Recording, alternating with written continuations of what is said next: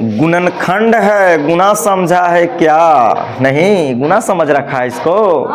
खंडन निकालिए, ये लड़का शांत, गुणनखंड निकालिए। देखो तो कहता है कि a x into x square plus y square plus x y into a square plus b square. ये लड़का खाली क्या करता है, बनावे लगी तो नहीं बनेगा, को चा करता था, गुस्सा चढ़ता तुम लोग पर। देखो कि पहले ई ब्रैकेट के मतलब क्या होता है, गुना।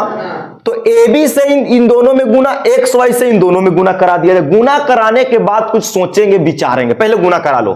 तो बोलो ए बी से एक्स स्क्वायर में गुना करेगा बच्चा तो कितना देगा, बोलो a b x square plus a b से वाई में गुना करेगा तो बच्चा a b y square plus, कहीं माइनस नहीं है तो माइनस आने वाला नहीं है। एक्स वाई से ए स्क्वायर में गुना करेगा तो एक्स वाई ए स्क्वायर प्लस एक्स वाई से बी में गुना करेगा तो एक्स वाई बी स्क्वायर। देखो बच्चा, हम लोग के गुणनखंडन करना है तो हम लोग कोशिश करेंगे कि ज्यादा से ज्यादा चीज कॉमन करेंगे, ज्यादा से ज्यादा ना कॉमन करने का प्रयास करते हैं। देखो बाबू, इन दोनों में कॉमन करेगा तो फिर यही मिलेगा, अगर इन दोनों में कॉमन करोगे तो फिर यही मिलेगा। तो सर बनाए फिर कैसे?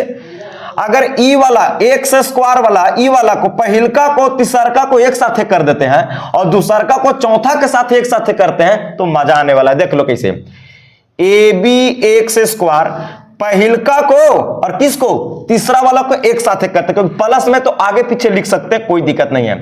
एक्स वाई ए स्क्वायर, चलिए बाबू इसको एक ठहर कर दिए, इसको और इसको एक साथ कर दिए।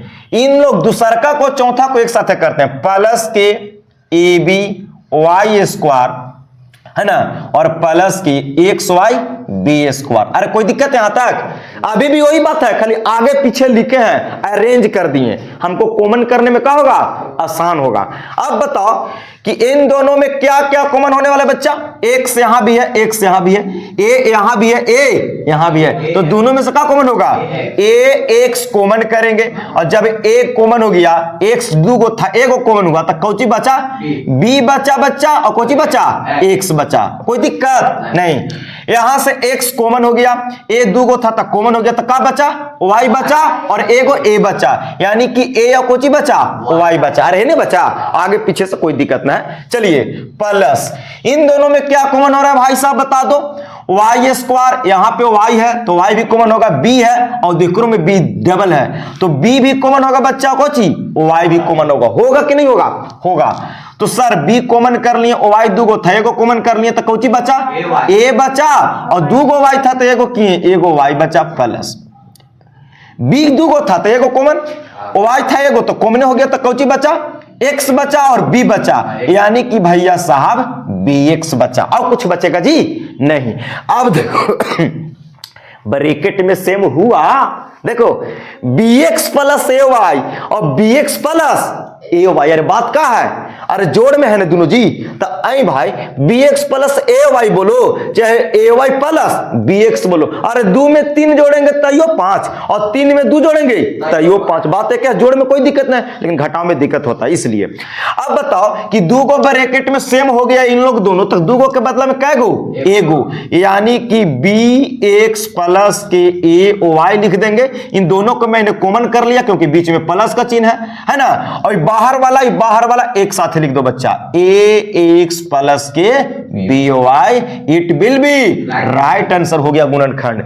अगर तुमको लगे कि सर कैसे जाने की सही गलत, तो इन दोनों के तुम बाबू गुना करो, पुनः तुमको यही मिलने वाला है, फिर कॉमन करेगा तो यही मिलने वाला है। कोई दिक्कत नहीं होना चाहिए, तो उतार लिया जाए इसको।